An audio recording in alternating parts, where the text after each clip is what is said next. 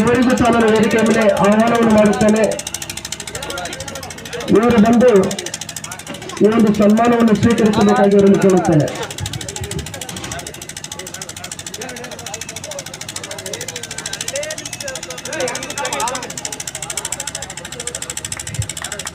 ಅದೇ ರೀತಿಯಾಗಿ ಅಬ್ದುಲ್ ಕರೀಂ ಪತ್ರಕರ್ತರು ಹರಪನಹಳ್ಳಿ ಇವರು ಸಹ ವೇದಿಕೆಗೆ ಮೇಲೆ ಬಂದು ಸನ್ಮಾನವನ್ನು ಸ್ವೀಕರಿಸಬೇಕಾಗಿ ಅವರನ್ನು ಕೇಳಿಕೊಳ್ಳುತ್ತೇನೆ.